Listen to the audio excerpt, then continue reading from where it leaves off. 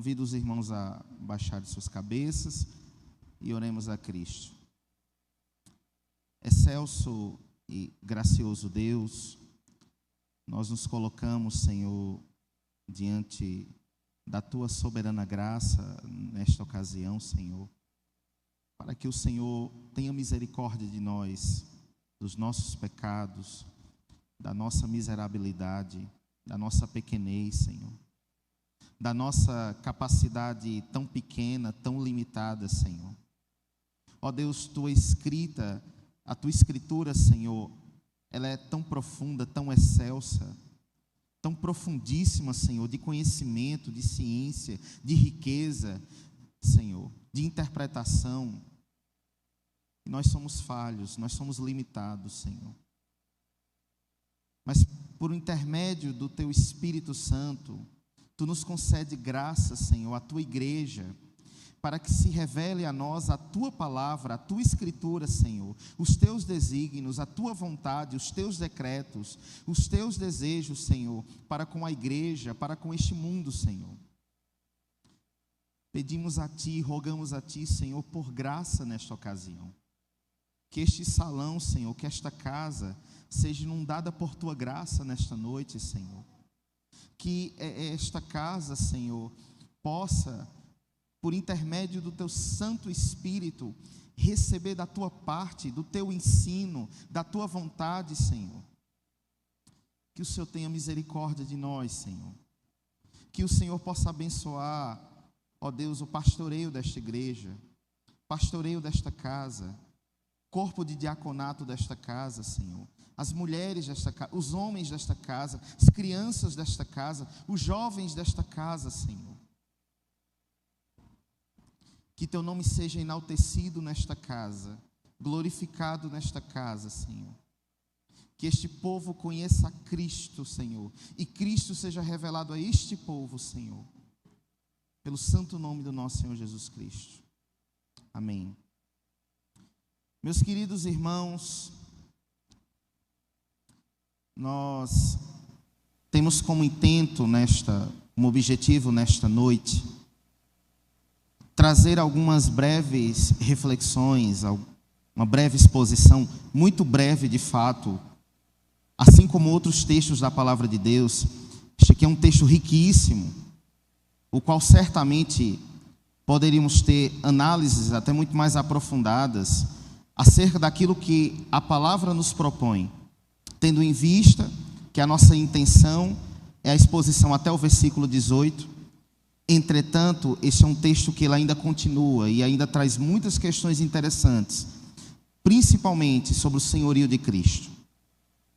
Mas a nossa intenção nesta noite, nesta mensagem breve, nessa exposição breve, para com os irmãos desta casa, desta igreja, é pensar sobre quem é Cristo. A pessoa de Cristo, a persona de Cristo, o senhorio de Cristo, a autoridade de Cristo, a identidade de Cristo. E ainda que tenhamos a convicção, diante da teologia desta casa, desta igreja, e o corpo de pastoreios, a qual prega a palavra nesta casa, tendo convicção dos irmãos serem alimentados biblicamente, conhecer, pensar, refletir sobre Cristo, sempre é muito oportuno para a igreja, sobretudo nestes tempos. Tendo em vista que, diante do contexto que nos cerca, dos diferentes situações, de contextos informacionais, de canais digitais ou na internet, ou de muitos outros veículos, as quais os irmãos da igreja contemporânea têm contato, ou os nossos irmãos têm contato, prega sobre um Cristo, fala sobre um Cristo, ensina sobre um Cristo, doutrina sobre um Cristo, mas muitas vezes, queridos irmãos, essa percepção sobre Cristo, que nos é apresentado num bombardeio de informações, não é o Cristo, a qual é o Cristo da Escritura, a qual Cristo que é pregado no púlpito dos irmãos, a qual Cristo que é pregado, domingo após domingo, semana após semana. E é importante que a gente pense um pouco, à luz desse texto, quem é Cristo? O que representa Cristo? O que o mundo conhece sobre Cristo? O que a opinião pública fala sobre Cristo? O que a mídia traz sobre Cristo?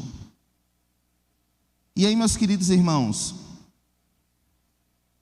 eu quero conversar com os amados irmãos, expor para os amados irmãos esse texto, partindo pelo menos de 2 pressupostos. O primeiro deles, é importantíssimo que a igreja de Cristo, muito mais nesses tempos, se conscientize acerca da necessidade de conhecer o Cristo da Escritura. E o segundo pressuposto, queridos irmãos, mediante todo o bombardeio de informações, às quais os irmãos são expostos, pelos mais diferentes canais, pelos mais diferentes pregadores, pelos mais diferentes pressupostos, filosofias, doutrinas, ensinos que são apresentados, fora do contexto do púlpito da igreja local de vocês, os irmãos precisam ter plenamente cuidado sobre o que é apresentado para os irmãos, sobre o que é pregado para os irmãos, sobre o que é dito para os irmãos, e o Cristo a qual se é apresentado para os irmãos, nesses diferentes contextos. Diante disso, com base nesses 2 pontos, queremos pensar um pouquinho, a partir do verso 13. Verso 13. Indo Jesus para a região de Cesareia de Filipe, perguntou aos seus discípulos 2 pontos. Quem os outros dizem que é o Filho do Homem? Primeiro ponto aqui, irmãos. Os discípulos respondem a Jesus e dizem assim: uns dizem que é João Batista, outros dizem que é Elias, se referindo a Jesus. Então os discípulos respondem: a multidão, mestre, diz acerca de ti. Uns falam que tu és João Batista, que é João Batista. Outros dizem que és Elias. E outros dizem que é Jeremias, um dos profetas. Até aqui no verso 13 e 14. Um ponto aqui muito importante.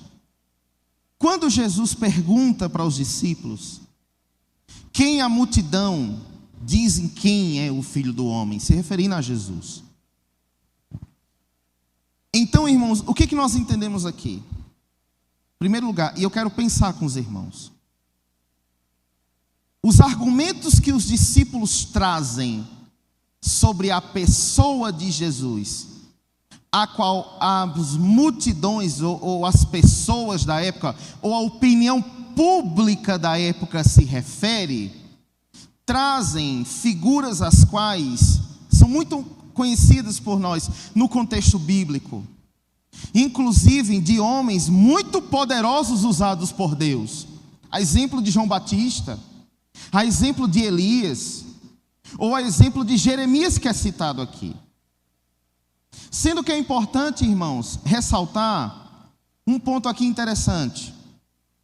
Na época de Cristo, nesse contexto histórico, permeava historicamente tradições, as quais muitos dos judeus acreditavam que um dos antigos profetas, ou antigos profetas, ressuscitariam antes do Messias. Por isso que ele cita, por exemplo, Jeremias. O que nós entendemos aqui? Nós entendemos aqui que a compreensão, que a opinião pública que as pessoas tinham de Cristo naquele momento, acerca de quem ouviam falar sobre Cristo, ou porque presenciaram milagres de Cristo, ou prodígios de Cristo, ou porque viram Cristo pregar, ou porque estavam andando com Cristo. Lembrando que no contexto das narrativas, era muito comum a gente encontrar nos autores que Jesus, por onde ele andava, tinha multidões de pessoas acompanhando, não apenas os discípulos. As pessoas tinham impressões de figuras bíblicas, de homens poderosos usados por Deus, mas não era a persona de Cristo de fato, a qual a opinião pública sabia, ou tinha conhecimento, ou da identidade da pessoa de Cristo. E o que nós entendemos hoje, irmãos? Quantos e quantos pregam a Cristo, falam de Cristo, ensinam sobre Cristo, doutrinam sobre Cristo, usando menções de passagens bíblicas, usando pressupostos tradicionais, usando pressupostos religiosos, mas não prega o Cristo revelado, não prega o Cristo legítimo, não prega o Cristo da Escritura, não prega o Cristo unigênito. Ainda que esta pregação a Cristo tenha toda uma trama evangélica, tenha toda uma trama religiosa, tenha toda uma trama doutrinária, uma trama de acordo com o roteiro bíblico. Mas o que se evidencia aqui acerca de Jesus? Que as pessoas daquela época, público daquela época, por mais que fossem multidões que andavam com Jesus, não sabiam de fato quem era o Cristo revelado. Meus irmãos, talvez, nunca em toda a história da igreja, nunca em toda a história da igreja, desde, irmãos, da pedra fundamental, desde a constituição de igreja, nunca se houve uma necessidade, uma urgência de se pregar nos púlpitos o Cristo unigênito, o Cristo revelado, o Cristo Filho de Deus, o Cristo Messias, o Cristo Salvador, o Cristo que é pedra angular. E aí nós estamos, irmãos, diante, historicamente falando,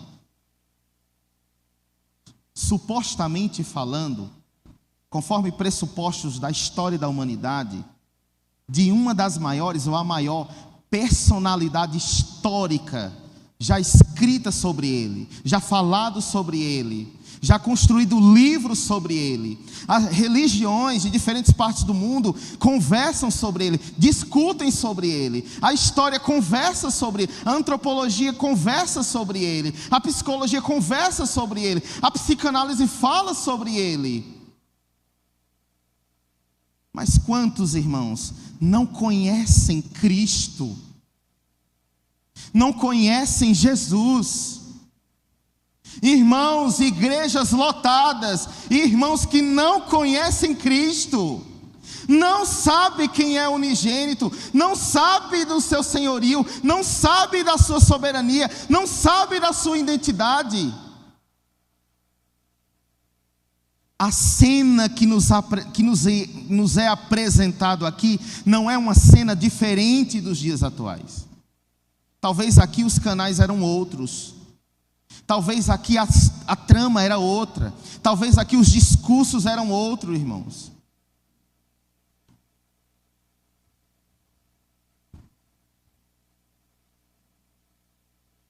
E aqui nós aprendemos algo extremamente importante para os nossos dias. Extremamente importante para os nossos dias, irmãos. Não é porque a trama, o discurso, o enredo é bonito, é palpável, é convincente, é persuasivo. usa texto bíblico, traz uma narrativa degustável, deliciosa, mas não prega Cristo, não revela Cristo, não mostra Cristo, não legitima Cristo. Não serve. Não serve. Não serve.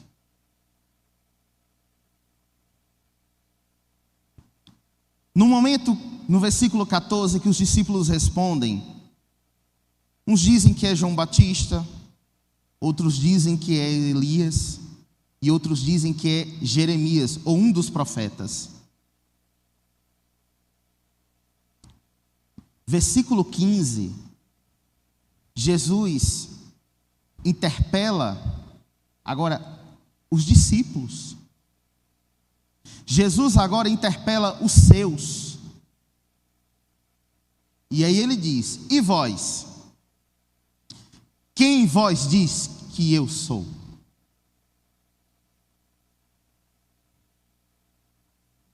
Versículo 16. Respondendo Simão Pedro, disse: o Senhor é o Cristo, o Filho do Deus vivo. Vamos entender aqui. A interrogativa de Jesus nos evidencia algumas questões muito interessantes aqui, as quais é possível que a gente traga para a igreja. A primeira delas, irmãos, não que houvesse dúvida ou incerteza ou falta de convicção de quem Cristo era, do que Cristo exercia, do que Cristo representava e do próprio Cristo ser o Deus na terra. Obviamente não existia isso, muito menos da parte do próprio Cristo. Mas, irmãos, há uma coisa aqui interessante, que nesta cena, neste diálogo, neste episódio, nesta conversa, Cristo poderia certamente dizer: eu sou o Filho de Deus, eu sou o caminho, a verdade e a vida, eu sou a pedra angular, eu sou a pedra de esquina. Mas que esta confissão dos seus discípulos, daqueles que andam com Ele, que o conhecem, que comem com Ele, legitima quem é Cristo. O que é que nós entendemos aqui, irmãos? Que se eu ou você não anunciar, não proclamar, não legitimar, não dizer, as pedras vão clamar, os mares vão clamar, os céus vão anunciar a glória de Deus, porque Ele é soberano, porque Ele é Cristo. Mas que existe da nossa parte, enquanto aqueles que conhecem a Cristo, daqueles às quais é pregado sobre Cristo, que nos ensinam sobre Cristo, que nos doutrinam sobre Cristo, que a confissão seja da igreja, seja dos seus servos, seja da igreja, irmãos, a qual milita pelo Evangelho, luta pelo Evangelho, é da boca da igreja que deve sair: tu és o Cristo, Deus vivo, unigênito. A fala de Pedro, a confissão de Pedro, legitima quem é Cristo, atesta quem é Cristo. E este é um papel, irmãos, muito mais nos nossos dias do que muito antes se pensa.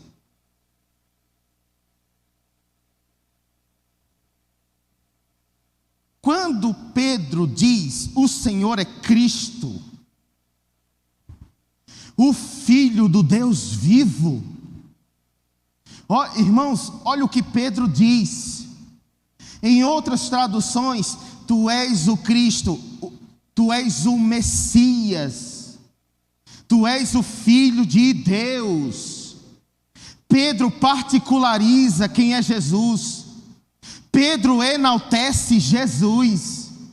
Pedro glorifica o nome de Jesus. Tu és o Cristo. Tu não és apenas, como eles pensam, um profeta, um mordomo, um milagreiro. Cristo tu és, Filho de Deus tu és. Detalhe, Filho de um Deus vivo, que vive, que reina, que é excelso, glorificado, enaltecido. A fala de Pedro, irmãos, é um ensino de teologia para a glorificação de Cristo nos nossos dias. A igreja não pode, ela não deve cessar de enaltecer Cristo, Cristo, Filho do Deus vivo, Cristo unigênito, Cristo excelso, magnificente, soberano, Senhor, glorificado, enaltecido, Cristo.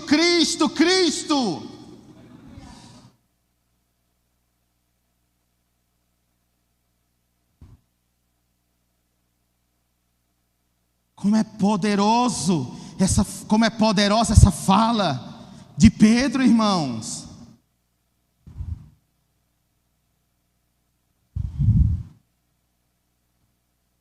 Quando Pedro confessa, diz, afirma, legitima, prestem atenção na afirmação de Jesus diante da confissão de Pedro. Verso 17. Então Jesus lhe afirmou, 2 pontos. Bem-aventurado é você, Simão Barjonas, porque não foi carne e sangue que revelaram isso a você, mas meu Pai que estás nos céus revelou isso para você. Irmãos, a opinião pública da época levantou opiniões sobre Jesus baseado em pressupostos tradicionais, baseado, irmãos, numa esperança falsa de um Messias militar, de um Messias que conquistaria reinos, que seria forte, que teria grandes exércitos. Esperavam um Messias desse porte, com essas características. Outros acreditavam na tradição de que poderia ser a ressurreição de profetas. Pedro abre os lábios e confessa a Jesus, baseado, irmãos, na revelação do Pai.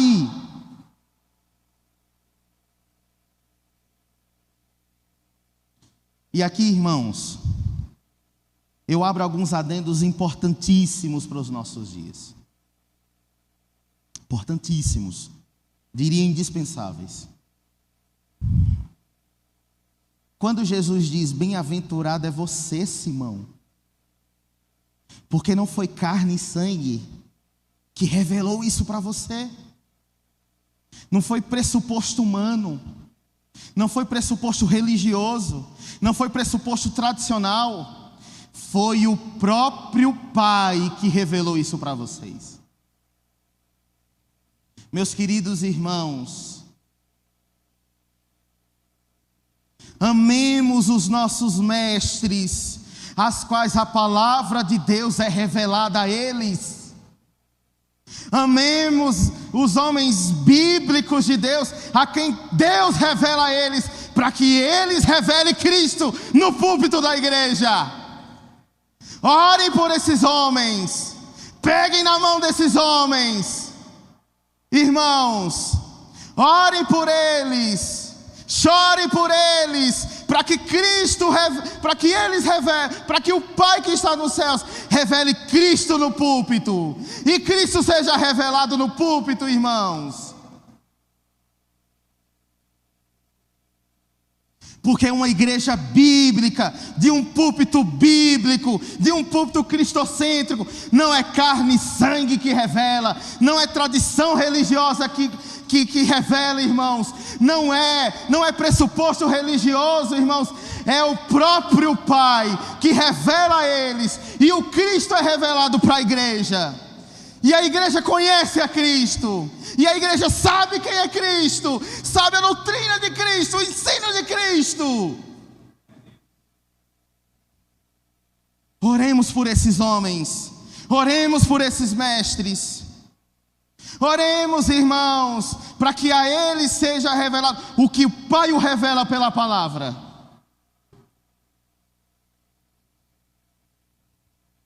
Aí ele diz: porque não foi carne e sangue que revelaram isso a você, mas meu Pai que estás nos céus, Ele revelou isso a você, de que eu sou Cristo, Filho do Deus vivo.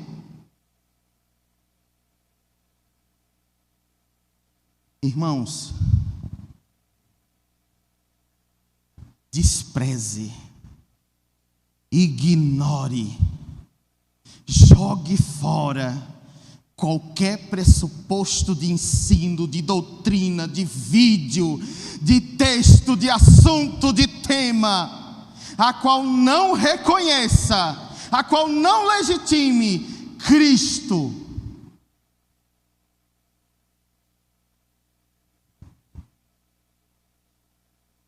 Verso 18. Também eu lhe digo que você é Pedro,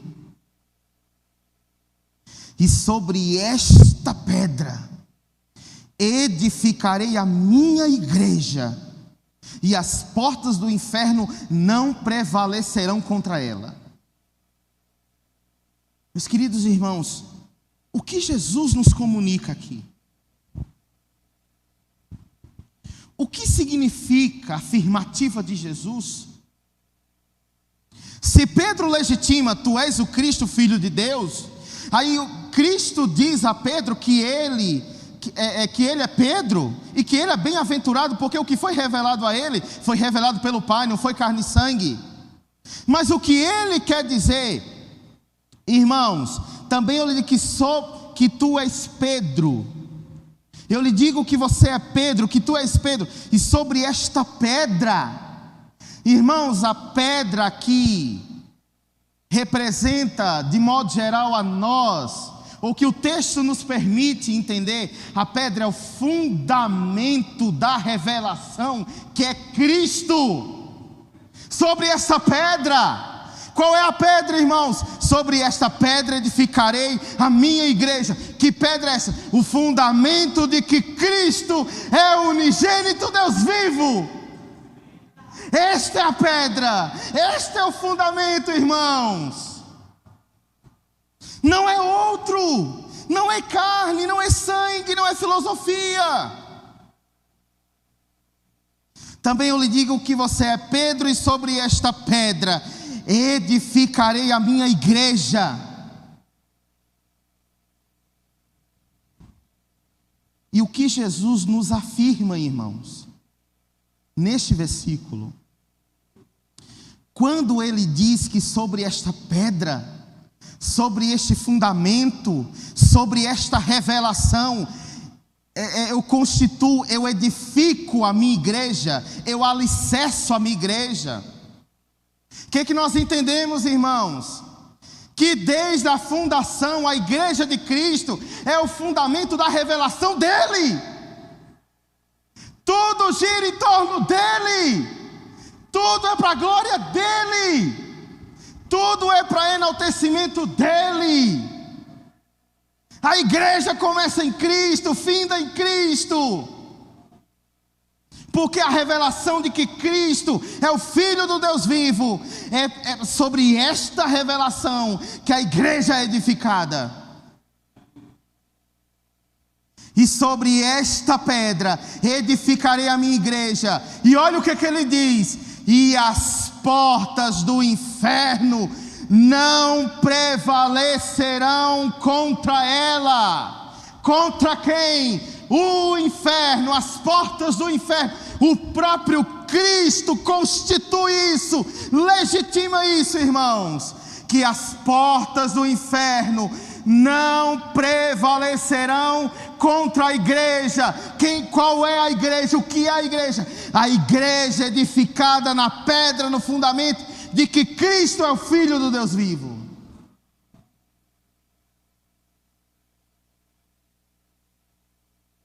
Importante pensar aqui a intenção do autor desta breve narrativa, desse breve diálogo, em trazer o verbo na condição de tempo futuro, irmãos. Não prevalecerão as portas, as astúcias, irmãos, não prevalecerão contra a igreja, porque esta igreja foi edificada sobre a revelação de que Cristo é Filho de Deus vivo.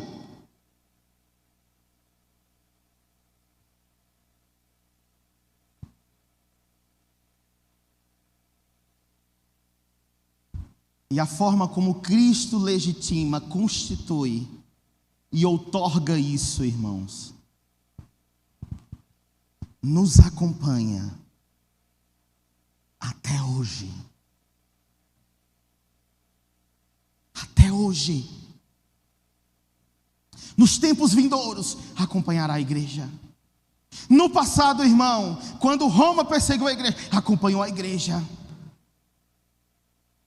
Quando Deus levantou grandes profetas, poderosos profetas, usados pelas mãos de Deus, isso estabeleceu-se daquele momento também, irmãos. Não prevalecerão. As portas do inferno não prevalecerão. Ideologias, pressupostos não prevalecerão. Concepções, entidades não prevalecerão. Pensamentos malignos, concepções malignas não prevalecerão. Porque a igreja de Cristo, fundada, irmãos, nesta pedra, que é o fundamento, que é a revelação de que Cristo é o Deus vivo, de que Cristo é o Filho de Deus, de que Cristo é o Filho do Deus vivo. Não, a igreja fundada, irmãos, e outorgada, estabelecida, constituída, edificada neste nome, irmãos, as portas do inferno não prevalecerão. Irmãos, o que nós temos aqui é que a igreja de Cristo, ela tem, irmãos, um general, irmãos, triunfante sobre guerras, triunfante sobre governos, triunfante sobre tudo, irmãos.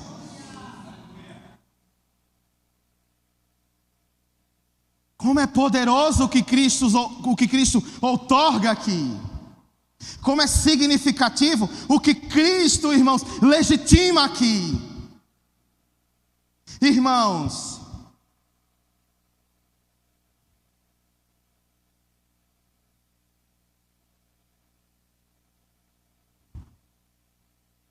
quando Jesus diz isso a Pedro, legitima a Pedro, que as portas do inferno não prevalecerão contra ela.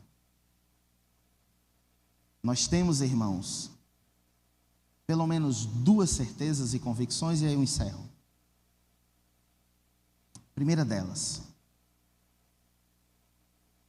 nosso fundamento, nossa esperança, nossa edificação, nossa rocha é Cristo. Cristo, irmãos, Cristo. Triunfante, excelso, soberano, glorificado, o Filho do Deus vivo.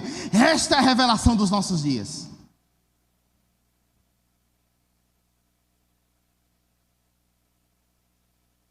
A segunda, bem-aventurada, irmãos, a igreja, o púlpito, onde o Cristo unigênito é revelado. Oh, irmãos, os irmãos não têm ideia, ou talvez tenham ideia, sim, diante dos dias que vivemos, o quão importante, irmãos, é congregarmos num lugar bíblico, no púlpito bíblico, num púlpito que revela Cristo, que prega Cristo, que fala de Cristo, que fundamenta Cristo, irmãos. Os dias são maus, irmãos. Oremos para que nessa nação Deus levante homens bíblicos nesses púlpitos. para que Cristo seja revelado a este povo, irmãos. Por isso, irmãos, que com base em pressupostos da própria palavra de Deus, zelemos por aqueles que pregam a Escritura biblicamente, que anunciam Cristo, que se preocupam com o alimento da igreja, para que a igreja seja edificada em Cristo.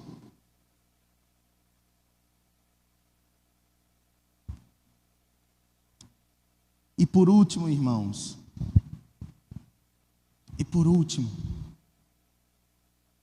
o que nós podemos aplicar aqui, nessa legitimação de Cristo, a qual ele faz a Pedro, diante desse episódio, diante dessa cena, diante dessa breve narrativa, irmãos, é que pelos tempos vindouros, pelos séculos dos séculos, pelo sangue vertido na cruz, pela pregação dele, pelo ensino dele, pelos prodígios dele, irmãos, Cristo é nossa rocha, Cristo é nossa fortaleza, Cristo é nosso general, Cristo, irmãos, Cristo, irmãos, Cristo. Cantemos a Cristo, irmãos, preguemos a Cristo, irmãos, nos alegremos nele, na palavra dele, nos estatutos dele, nos decretos dele. Oh, irmãos, que os nossos cultos sejam preenchidos pela alegria do seu povo, por cantar a Cristo, por falar de Cristo.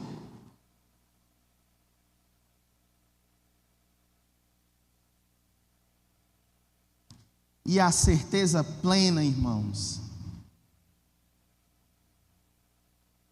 que diante das perseguições, que diante de estatutos de governos ímpios, que diante, irmãos, do levantar do diabo sobre o mundo, que diante, irmãos, de todos os acontecimentos, que diante, irmãos, do findar dos tempos, que diante, irmãos, de aprovações de leis fora da constituição da palavra, que diante de cenários, irmãos, tempestuosos, difíceis, Cristo é soberano, excelso, glorificado. Cristo, irmãos, Cristo.